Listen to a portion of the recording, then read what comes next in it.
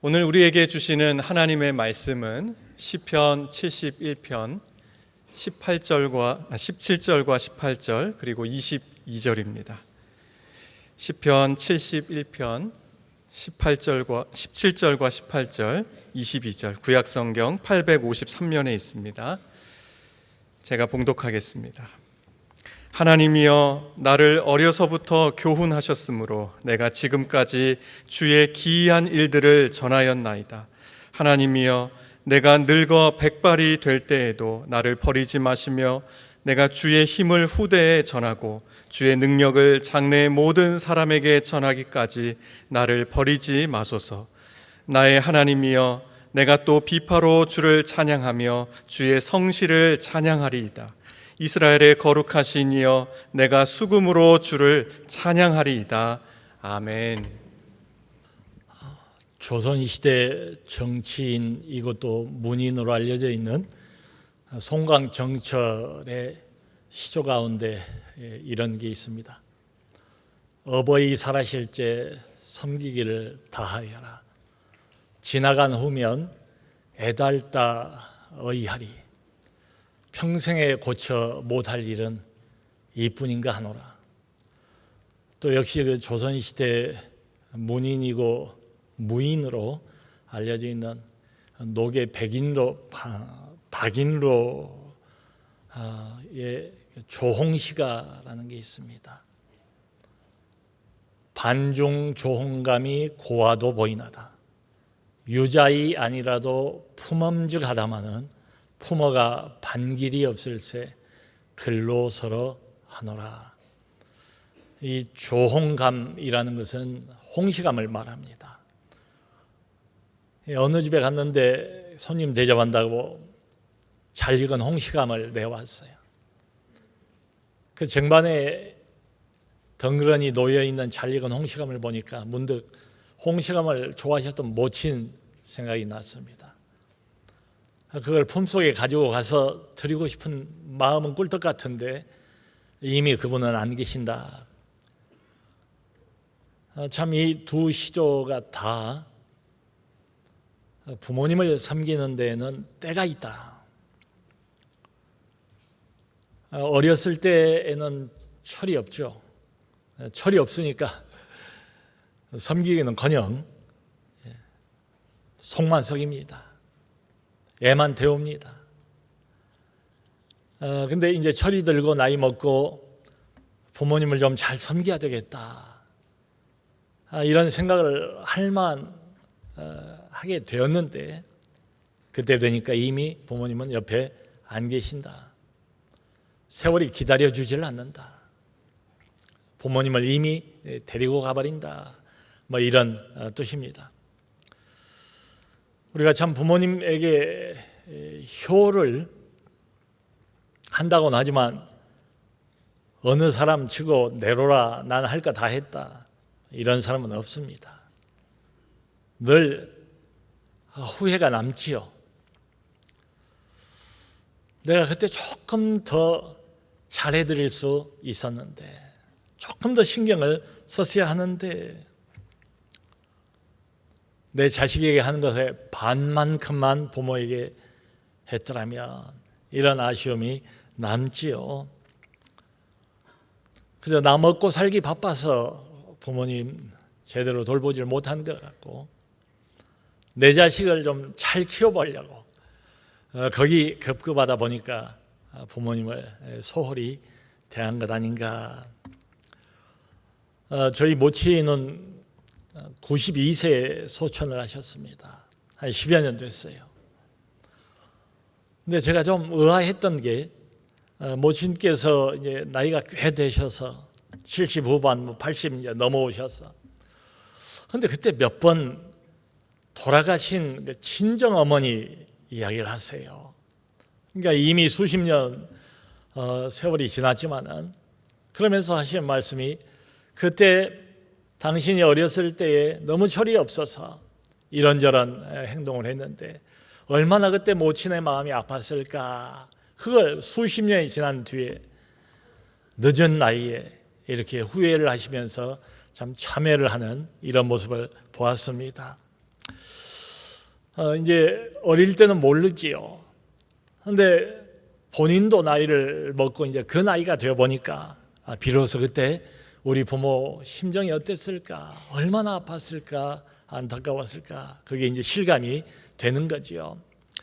여러분, 이런 거 보면 사람은 참 늦게 깨닫는 존재가 아닌가 싶어요. 특별히 부모님 섬김하고 관련해서는 늦게 깨닫는 존재가 아닌가. 그 농담반 진담반으로 어떤 노래 가사말을 이용을 해서 있을 때 잘해 뭐 이런 말 하잖아요. 뭐 다른 사람들, 중요한 사람들도 다 마찬가지지만 특별히 우리 부모님들 정말 계실 때 좀 잘해드려야 되지 않겠나 생각이 됩니다. 믿지 않는 사람들 중에는 어떤 경우를 보면 부모님 돌아가시고 난 뒤에 비로소 이제 정신이 나는가 봐요. 부모님은 돌아가셨어요. 근데 돌아가신 부모님에게 이제 제사를 드리지 않습니까? 안 믿는 사람들은 아주 정성스럽게 대단히 예의를 갖추어서 이렇게 제사를 꼬박꼬박 드린 걸 봅니다. 그러니까 본인이 평소에 살아생전에 부모님에게 못다한 효를 뭐 조금이라도 한다, 뭐 이런 변명이 될지 모르겠어요. 또 남아있는 그 자식들 스스로에게는 위로가 될지 모르겠습니다만은 어떻습니까? 좀 우스꽝스럽잖아요. 당사자는 이미 옆에 안 계세요. 이럴 것 같으면 좀 살아 계실 때에 조금이라도 더, 한 번이라도 더 잘해드려야 되지 않겠는가.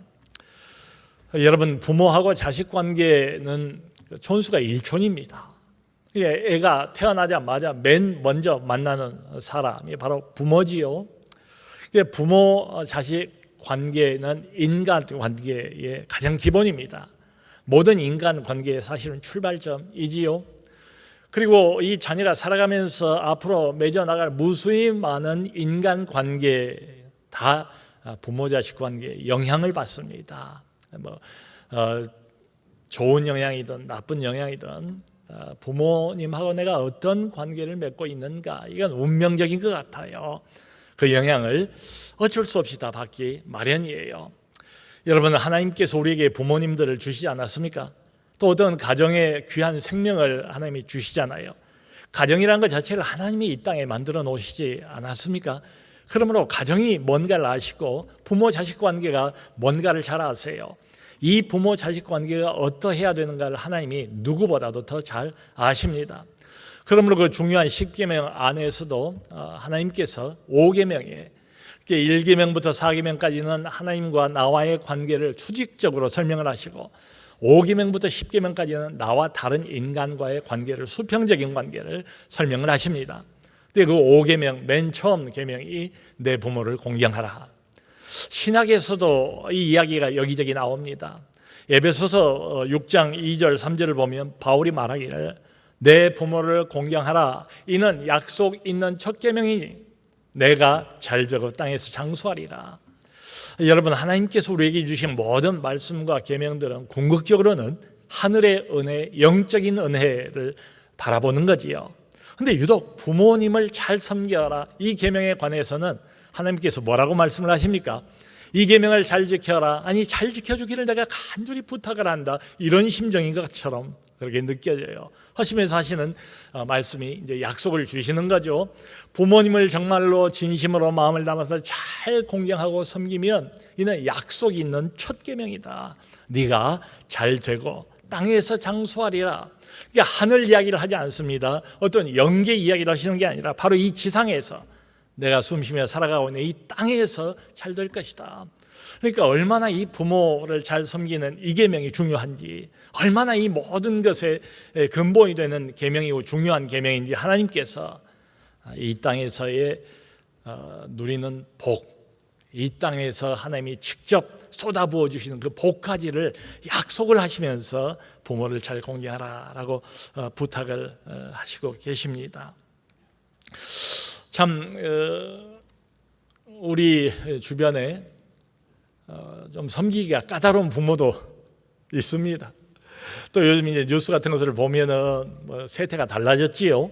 이전과 달리 자식을 좀 이용하려고 하는 부모도 없잖아 있는 것 같아요. 그런데 내 부모를 공경하라, 이 하나님의 아주 단도직입적인 말씀, 이게 뭐 어렵습니까? 애매합니까? 뭐 이런 모호한 구석이 하나도 없어요. 아주 간단합니다. 누구나 들으면 척 알 수 있는 게 바로 이 계명이죠. 근데 우리 하나님께서 여기 어떤 단서 조항을 두질 않았어요. 어떤 조건을 달질 않았어요. 그러니까 이 말씀은 무슨 의미겠습니까? 너의 부모가 어떤 부모라 할지라도 상관없다. 그저 자식으로서의 부모를 대하는 기본적인 태도가 뭔가? 내 부모를 공경하라 말씀하십니다. 자, 그런데 한 가지를 더 좀 생각을 해보고 싶습니다. 우리가 이처럼 부모님을 나름 공경하고 잘 섬기는 게 필요합니다. 좋은 거지요. 그런데 잘 섬겨 드린다고 해도 부모님들은 나이가 들어갈수록 외로움을 느끼세요. 외로움. 어쩔 수 없는 것 같아요. 옆에 자녀도 있고 뭐 손주도 있고 지인들이 없는 것도 아니에요. 돌보는 사람들도 있어요. 그럼에도 불구하고 나이가 자꾸 먹어갈수록 모종의 외로움을 느끼세요. 여러분, 지금 우리나라에서 65세 이상의 고령 인구죠. 이 고령 인구가 무려 16.5%나 됩니다. 초고령 사회를 바로 목전에 지금 두고 있어요. 그런데 나이 드신 분들의 아주 심각한 문제 중에 하나가 뭔가 하면 우울증입니다. 우울증. 본인이 아는 경우도 있고 또 모르는 경우도 많을 것 같아요. 근데 이런 말도 합니다. 치매보다 더 위험한 게 우울증이다. 치매가 얼마나 참 힘든 병입니까? 그런데 치매보다 더 위험한 게 우울증이다. 그 우울증을 가지고 오는 가장 큰 원인이 뭔가 하면 바로 외로움이에요. 외로움. 또 만성적인 외로움. 오랫동안 이 외로움이 지속이 되면 신체 노화에 아주 악영향을 미칩니다. 그래서 실제로 어떤 조사도 있었는데요. 만성적인 이 외로움이 나이 드신 분들의 신체 노화에 얼마만한 악영향을 미쳤는가. 그리고 실제로 결론이 악력이라고 있지 않습니까? 손으로 쥐는 힘, 이게 확 떨어져 버린, 이걸 아주 면밀하게 조사한 그런 조사도 있습니다. 흔히 하는 말 중에 어차피 인생은 혼자야 라는 말을 많이들 하지 않습니까? 그래서 요즘에 점점 늘어나고 있는 게 뭐예요? 혼밥, 혼술, 혼자 영화를 본다 해서 또 뭐 혼영 뭐 등등 혼자 하는 게 많아요. 혼자 놉니다. 혼자 사는 것처럼 이런 게 점점 많아지는 추세에 있습니다. 작년도에 우리나라 통계청에서 이런 발표를 했는데요. 국내에 현재 1인 가구 비율이 얼마나 되는가 하면 놀라울 정도예요. 33.4%예요. 이게 딱 정확하게 3분의 1입니다. 여러분, 그러니까 모든 우리나라 가구의 셋 중에 하나는 1인 가구라 이 말이지요. 무려 716만 6천 가구나 돼요. 그런데 이 3분의 1이나 되는 1인 가구 중에서 그 중에서 또 한 3분의 1, 정확하게는 34.5%입니다. 34.5%는 60대 이상의 1인 가구입니다. 참 수치스러운 통계입니다만은 우리나라가 좀 잘 먹고 잘 살게 되지 않았습니까? 그래서 OECD 안에 우리도 들어가 있어요. 그런데 이 OECD 안에서 노인 자살률 부동의 1위가 바로 우리나라입니다. 평균치를 내보면 다른 나라에 비해서 약 3배 정도나 이렇게 높아요. 그래서 이 외로움이라는 것은 뭐 이론이 아니지 않습니까? 이건 뭐 누구나 다 느낄 수 있는 것 아닙니까? 근데 사전적인 정의를 보면 외로움은 이렇게 정의가 되어 있어요. 홀로 되어서 느끼는 쓸쓸한 마음. 내가 뭐 무슨 이유로든지 내가 혼자다, 나 덩그러니 홀로 남겨져 있다. 그 혼자 되어서 느껴지는 쓸쓸한 이런 마음이 바로 외로움이래요. 이게 일단 뭐 몇 가지 생각해 볼 수가 있죠. 그 직장을 열심히 잘 다니다가 은퇴를 합니다. 뭐 나이가 들면은 이제 직업 전생에서 물러나게 되지요. 그러면 아무래도 이전처럼 인간적인 접촉들이 많지는 않잖아요. 사람을 많이 만날 일들이 없지 않습니까? 점점 사람과의 교류가 적어지게 마련이겠지요. 그러다가 이제는 인간관계가 단절이 되는 이런 때도 있을 것 같아요. 또 나이를 먹어가다가 이제 70이 넘게 되면 함께 교제하고 함께 알고 지내왔던 많은 이제 지인들이 있죠. 이 지인들이 하나씩 둘씩 내 곁을 떠나게 됩니다. 뭐 어쩔 수 없는 인지상정이에요. 그러면 이제 지인들 그 장례식장에 이렇게 출입하는 일들이 잦아지게 되겠죠. 자, 그러다가 결정적인 것은 이제 오랫동안 수십 년을 함께 해로해왔던 옆에 동반자로 함께 살아왔던 배우자가 내게 졸적 떠나버립니다. 그럼 아주 극심한 외로움에 부딪히게 되지요. 이거 뭐 아들, 딸이 있고 며느리 사유가 있어도 이게 소용이 없는 것 같아요. 또 아들, 딸 있고 며느리 사유 있고 손주들까지 있으면 감사합니다. 그리고 이 자녀들하고의 관계가 참 원만하고 좋고 풍족하면 더더욱 감사할 일이죠. 그런데 여러분, 거리가 조금 이렇게 떨어져 있으면 뭐 거리상 교류를 자주 할 수가 없어요. 뭐 명절 때 한 두어 번 1년에 찾아가는 것으로 그뿐입니다. 그러면 이제 전화를 하면 되지 않습니까? 이제 자녀들이 말은 그렇게 해요. 언제든지 필요한 게 있으면 전화를 하세요. 연락을 주세요. 근데 이제 부모 심정이 되어 보면 다른 것 같아요. 나도 이제 지금은 모르지만 젊어서 좀 나이를 먹어서 내가 부모 심정이 되면은 그 심정이 어떠한 것이었는가를 그때야 비로소 깨닫게 되지 않을까. 전화를 하는 것도 사실은 부모 입장에서는 쉽지가 않아요. 뭐 쉽게 전화를 하라고 자녀들은 말을 하지만은 부모는 자꾸 눈치를 봅니다. 조심스러워져요. 그러니까 몸도 약해지고 마음도 약해지고 자신감도 없어지고 혹시 내가 이렇게 전화를 하는 것 자체가 부담이 되지 않을까? 이거 모종의 피해를 내가 끼치는 건 아닌가? 또 자녀 마음을 좀 어렵게 만드는 것은 아닌가? 뭐 등등 생각이 많아요. 그래서 전화 하나 하는 것도 조심스러워합니다. 더군다나 내가 뭐가 필요해, 나 좀 도와줘 하면서 이렇게 손을 내미는 것은 많은 부모들이 극히 어려워해요. 자녀 입장에서는 그게 뭐가 어렵냐 하지만 부모 입장이 되면 다르다 이 말씀이지요. 그러니까 더더욱 외로워지기 마련이지요. 그래서 우리나라에서 몇 년 전부터 요즘에 인공지능 AI를 뭐 활발하게 활용을 하지 않습니까? AI 인공지능 돌봄 로봇을 만들었어요. 이게 독거노인들을 위해서 이분들을 돌보기 위해서 인공지능 돌봄 로봇인데 이름이 효돌이 효순입니다. 이름 잘 지었지요? 꼭 개구쟁이 손주같이 생겼어요. 요만해가지고. 근데 이게 별것을 다 합니다. 말하자면 24시간 동안 이 독거노인 어르신의 말벗이 되어 줘요.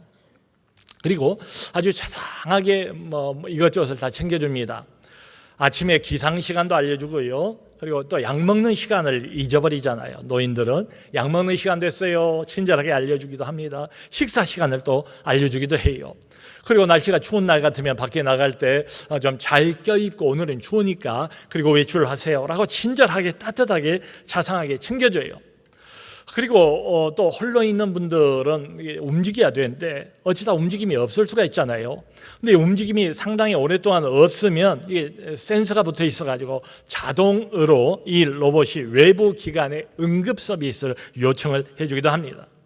이걸 이제 활용하신 그 독거노인들은 처음에는 굉장히 낯설고 어색하고 그랬대요. 근데 자꾸 쓰다 보고 서로 이야기를 하다 보니까 마치 이게 정말 내 손주나 되는 것처럼 서로 친밀해지고 가까워지고 뭐 이제 흔히 하는 말로 정이 붙고 이렇게 되더라는 거예요. 나중에는 손자같이 되고 없어서는 안 될 존재가 되었습니다라고 고백을 해요.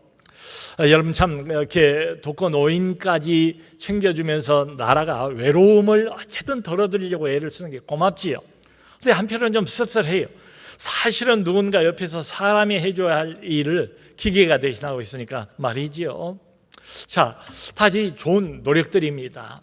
여러분 그런데 지금부터 한 10년 전쯤에 독립영화가 한 편 있었어요.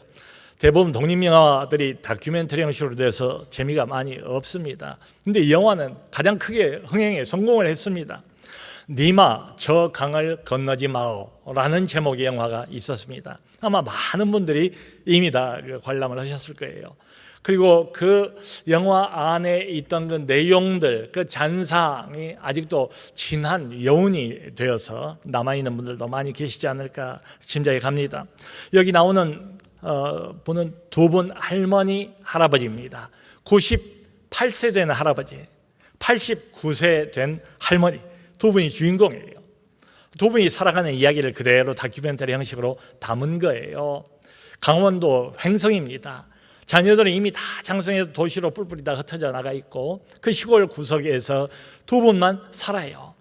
근데 얼마나 알콩달콩 재미있게 사는지 마치 신혼같이 살아요. 그게 참 마음속에 감동이 됐지요. 이 두 분이 나갈 때는 꼭 색동 저고리 같이 생긴 그 한복을 입고 꼭 나가세요. 나가면 늘 손을 잡고 다니십니다. 봄이 되면 야산에 이런저런 봄꽃들이 피지 않습니까?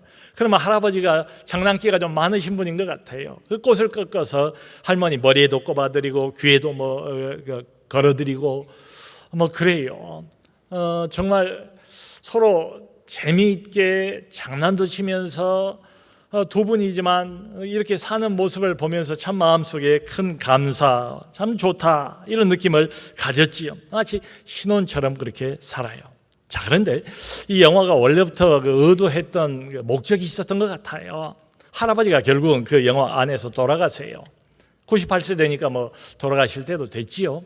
근데 할아버지가 그 죽음을 맞이하는 그 과정, 할머니가 그것을 옆에서 지켜보는 과정, 죽음 자체, 죽음 이후에 할머니가 그것을 이렇게 수용하는 이런 과정까지를 약간 넣어서 그 독립영화를 만들었어요.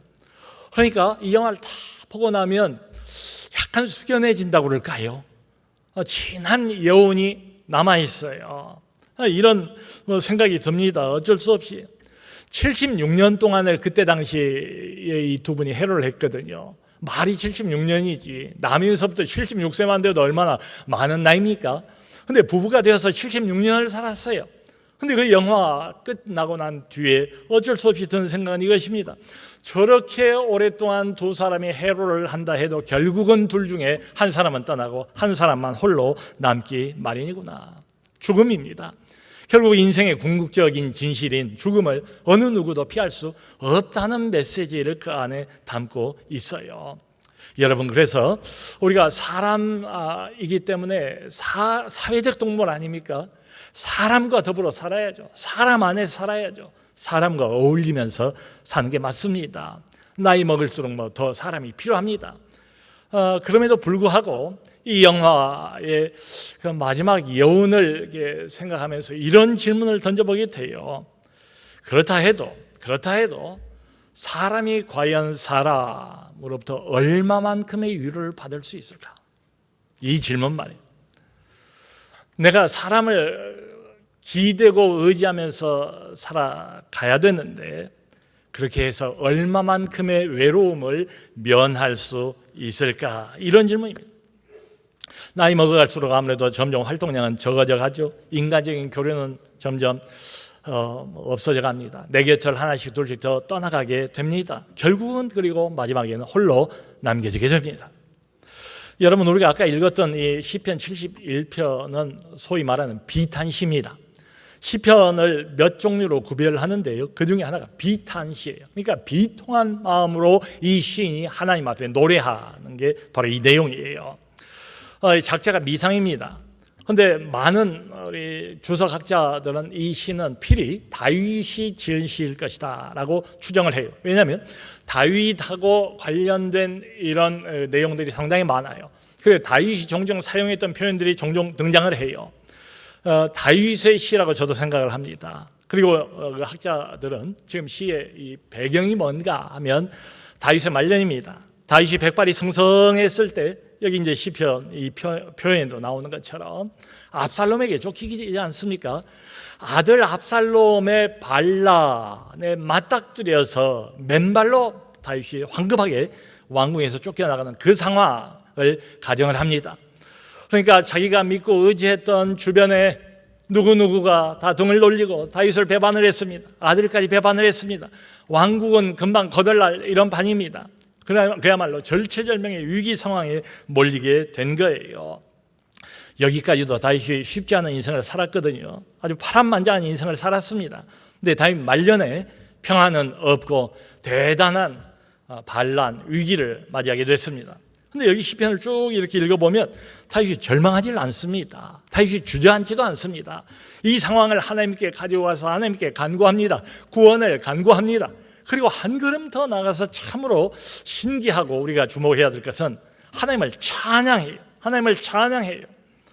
그러니까 이 비통의 심정으로 하나님께 노래하는 절체절명의 위기에 놓여 있는 이 노시인 다윗의 신앙이 어떤 것인가를 아주 여실히 바라볼 수 있는 시가 시편 71편입니다.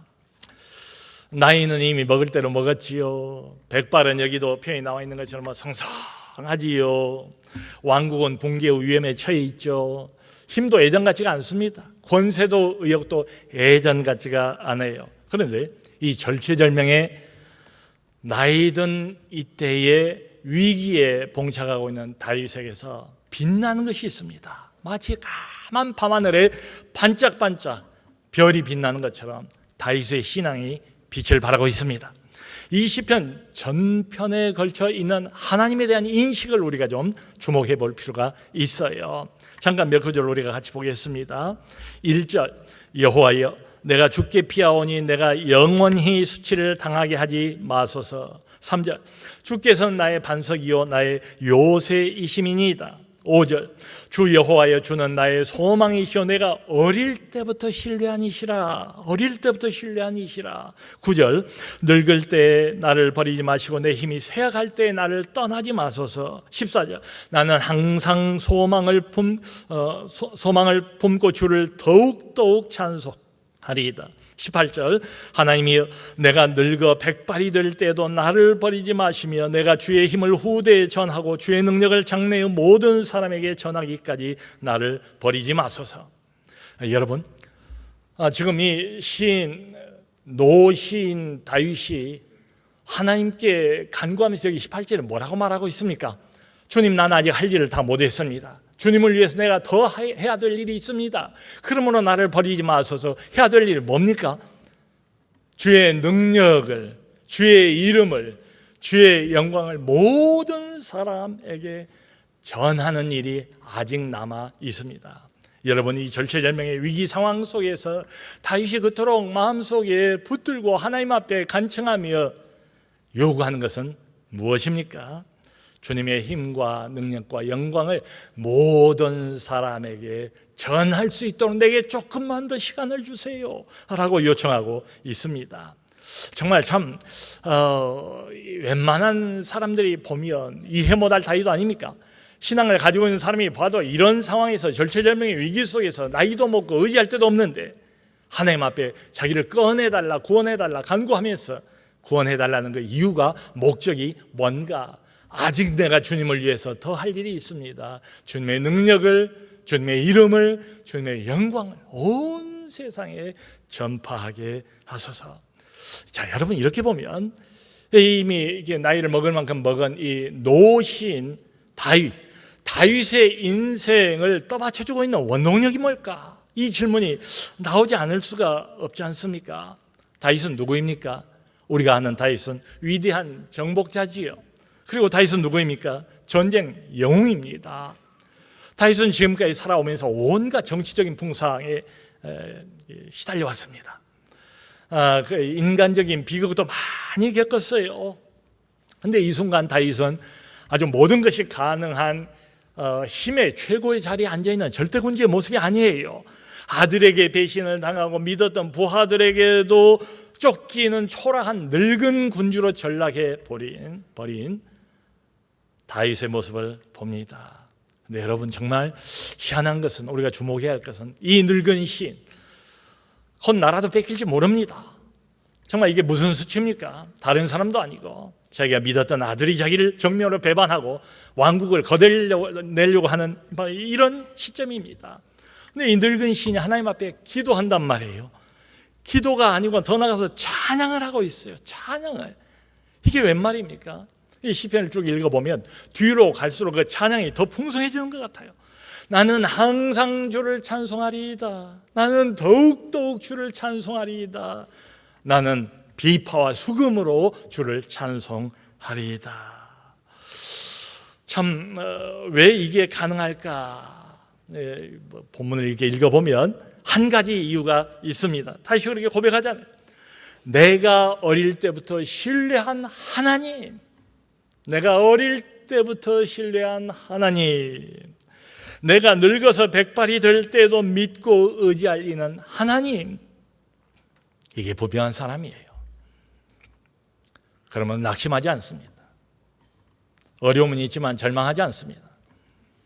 비록 이런 수치스러운 상황에 맞닥뜨리게 됐지만 누구를 원망하지도 않습니다. 여러분, 바로 이것입니다. 하나님에 대한 신뢰, 절대적인 신뢰, 그게 이 사람을 담대하게 만듭니다. 어렵죠, 힘들죠. 체력도 옛날 같지가 않고 정신력도 옛날 같지가 않습니다. 머리도 이미 힐 대로 휘었습니다. 내 옆에 붙어있던 사람들도 많이 떠났어요. 나이를 먹었습니다. 사람을 많이 잃어버렸습니다. 그럼에도 불구하고 어떤 상황에서도 외로움을 이길 수 있는, 외로움을 압도할 수 있는 그 비결이 뭔가? 바로 하나님입니다. 그러니까 사람을 의지하기잖아요. 하나님의 손을 붙잡는다. 어릴 때부터 그랬대요. 사람과 더불어 살아야죠. 사람과 더불어 일해야죠. 하나님 나라 일도 같이 해야죠. 회사 일도 같이 해야죠. 그러나 궁극적으로 이 사람 다윗이 어릴 때부터 지금까지 시종일관 1순위로 다른 사람이 자기를 버린다 할지라도 끝까지, 처음부터 끝까지 믿고 의지했더니, 신뢰했던 이는 바로 오직 하나님 한 분이십니다. 여러분, 바로 이 신앙이 있다면 얼마나 좋을까요? 여기 계신 우리 자녀된 분들은 하나님의 명령 아닙니까? 계명이라는 게 이게 무슨 조건이 없어요. 누구나 지켜야 되는 게 명령 아닙니까? 내 부모를 공경하라. 그러므로 이 하나님 말씀을 주 안에서 저희가 순종할 필요가 있습니다. 근데 한 걸음 더 나가서 부모 입장에 서 있는 분들은 이걸 기억하면 좋겠어요. 자녀들은 주 안에서 부모를 공경하지만 부모님들은 이 늙은 시인, 노신 다윗처럼 초지일관, 항상 하나님을 먼저 의지하고 하나님을 끝까지 신뢰하는 믿음의 부모들이 다 되었으면 좋겠습니다. 어쩌다가 자녀들이 전화를 합니다. 부모님에게 염려가 되지요. 잘 지내시는지. 그때 부모님 입술에서 흘러나오는 놀라운 말씀. 야, 누구야, 고맙다, 전화해줘서. 그래도 너무 염려하지 마. 나는 혼자가 아니야. 하나님이 함께 하셔. 하나님이 동행하셔. 하나님이 나를 지켜주셔, 나를 보호하셔. 내 인생의 주권자, 내 인생을 책임지시는 분은 바로 하나님이셔. 그러니까 너는 신앙생활 잘하고 예수 잘 믿고 회사 생활 잘하고 집안 건사 잘하고, 그리고 나를 위해서 늘 그치지 말고 기도해 주렴. 나도 너를 위해서, 너의 가족을 위해서 그치지 않고 기도할게. 하나님이 나와 함께 계셔. 그걸 믿고 안심하기를 바랍니다. 이런 말씀을 부모님이 해 주신다면 자녀들이 거기서 뭘 볼까요? 신앙이라는 게 뭔가, 믿음이라는 게 뭔가. 고린도후서를 보면 다윗이 그런 말을 하잖아요. 시간이 지나가고 세월이 흘러갈수록 우리의 겉사람은 낡아지기 마련입니다. 누군들 안 그러겠어요? 오는 세월을 어떻게 피합니까? 나이가 먹으면 차츰 육신도 노쇠화가 되고 정신도 점점 약해지고 점점 그렇게 변화지기 마련이죠. 근데 그 다음 말이 더 중요해요. 세월이 흘러가면 겉사람은 낡아지기 마련이지만 우리의 속사람은 날로 새롭도다. 날로 새롭도다. 겉사람이 낡아진다고 해서 속사람까지 낡아질 이유가 없어요. 겉사람이 힘을 점점 잃어간다고 해서 속사람까지 힘을 양보할 필요가 없어요. 겉사람이 약해지기 때문에 그냥 누구든 의지하지 않으면 못 견디고 못 살고 존재가 없어져 버릴 것처럼 그렇게 겁을 먹을 필요도 없어요. 늙어 백발이 성성할 때까지 어릴 때부터 나를 붙잡고 내 인생을 인도하신 그 하나님, 당신이 나의 인생의 주인 되십니다. 내 인생의 주권자 되십니다. 내 인생을 책임지시는 분, 보호하시는 분, 인도하시는 분은 사람이 아닙니다. 필요하면 사람을 보내겠지요.